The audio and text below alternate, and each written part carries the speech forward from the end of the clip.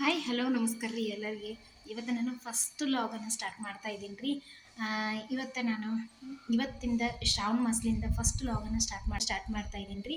ಇವತ್ತು ಏನೇನು ಇದೆ ಅಂತ ಹೇಳಿ ತೋರಿಸ್ತಾ ಹೋಗ್ತೀನಿ ರೀ. ಇವತ್ತಿಂದ ಫಸ್ಟ್ ಲಾಗನ್ನು ಸ್ಟಾರ್ಟ್ ಮಾಡೀನಿ. ಇವತ್ತು ಏನೇನು ಕೆಲಸ ಮಾಡ್ತೀನಿ ಏನಿಲ್ಲ ಅದನ್ನೆಲ್ಲ ಕೂಡ ನಿಮ್ಮಿಂದ ಶೇರ್ ಮಾಡ್ಕೋತೀನಿ ರೀ.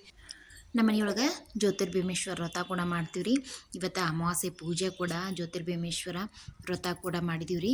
ನಮ್ಮ ಮನೆಯೊಳಗಿನ ಪೂಜೆ ಈ ಥರ ಆಗೈತೆ ರೀ. ಇದೆಲ್ಲ ಮುಗಿಸ್ಕೊಂಡು ಪ್ರಸಾದಕ್ಕೋಸ್ಕರ ಅಂಥೇಳಿ ಶಾವ್ಗೆ ಪಾಯಸ ಮತ್ತು ಅನ್ನ ಬದ್ನಿಕಾಯಿ ಪಲ್ಯ ಸ್ವಲ್ಪ ಶಾಂಡ್ಗೆ ಅದು ಕರ್ಕೊಂಡಿದ್ದೆ ರೀ.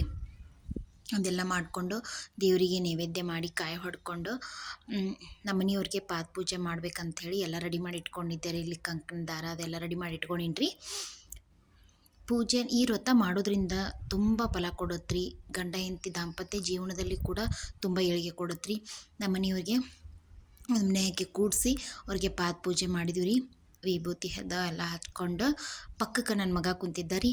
ಮಮ್ಮಿ ಪಪ್ಪಾಗಷ್ಟ ಮಾಡ್ತೀನಿ ನನಗೂ ಮಾಡು ಅಂಥೇಳಿ ಕಾಡಿಸ್ತಾ ಇದ್ದ ರೀ ಚಿಕ್ಕ ಮಗ. ಅಲ್ಲಿ ಪಕ್ಕಕ್ಕೆ ಕೂತ್ಕೊಂಡು ಅವ್ರಿಗೆ ಹೇಳ್ತಾ ಇದ್ರು ನಮ್ಮ ಮನೆಯವರು, ನಾಳೆ ನಿಂಗೆ ದೊಡ್ಡ ಆದಮೇಲೆ ಮಾಡ್ತಾರಳಪ್ಪ ಅಂಥೇಳಿ ಈ ಥರ ಹೇಳ್ತಾಯಿದ್ರು.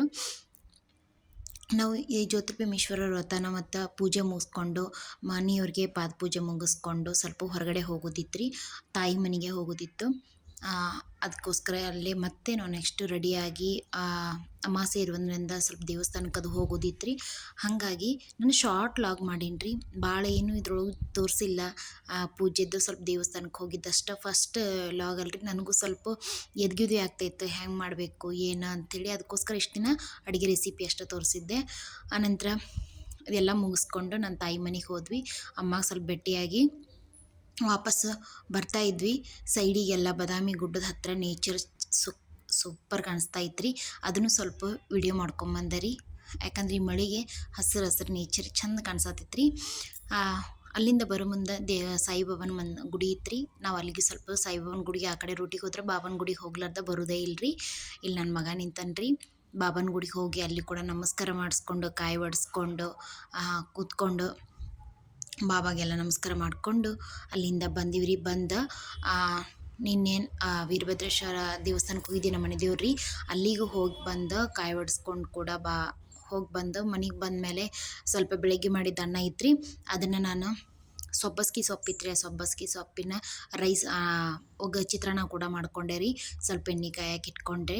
ಅದಕ್ಕೆ ಶೇಂಗಾ ಮತ್ತು ಕೆಂಪು ಮೆಣಸಿನ್ಕಾಯಿ ಬೆಳ್ಳುಳ್ಳಿ ಎಲ್ಲ ಹಾಕಿ ಇದನ್ನು ಕೂಡ ಅದಕ್ಕೆ ಮಕ್ಕಳಿಗೆ ಮಾಡಿಕೊಟ್ಟೆ. ಮತ್ತು ಈ ರೈಸು ಕೂಡ ನಿಮಗೆ ಟಿಫಿನ್ಗೆ ಅದೆಲ್ಲದಕ್ಕೂ ಚಲೋ ಇರ್ತೈತಿ, ಮಾಡಿಕೊಡ್ಬೋದು ರೀ ಮಕ್ಕಳಿಗೆ. ಬೆಸ್ಟ್ ಕೂಡ ಇದು. ಬಾಣಂತಿಯವ್ರಿಗೆ ಕೂಡ ಇದನ್ನ ಚಿತ್ರಾನ್ನ ಸಬ್ಬಸ್ಗೆ ಚಿತ್ರಾನ್ನ ಮಾಡಿಕೊಡೋದ್ರಿಂದ ಹಾಲು ಕೂಡ ಹೆಚ್ಚಾಕವು ಮತ್ತು ಯಾವುದೇ ಹಸಿ ಖಾರ ಟಮಾಟಿ ಉಳ್ಳಾಗಡ್ಡಿ ಏನೂ ಹಾಕಿರಂಗಿಲ್ಲ ರೀ.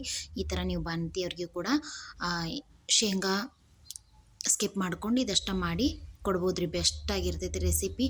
ನಾವು ಫಸ್ಟ್ ಲಾಗ್ ಮಾಡೀನಿ ರೀ.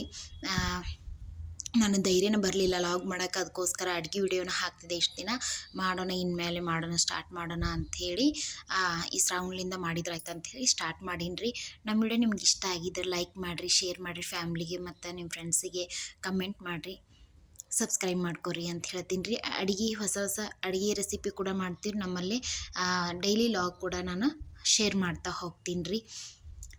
ನೋಡಿರಿ ನಮ್ಮದು ಸಬ್ಬಸ್ಗೆ ಚಿತ್ರಾನ್ನ ಈ ಥರ ಎಲ್ಲ ಚಿತ್ರಾನ್ನಕ್ಕೋಸ್ಕರ ಎಲ್ಲ ರೆಡಿ ಮಾಡಿ ಇಟ್ಕೊಂಡೇನಿ ರೀ.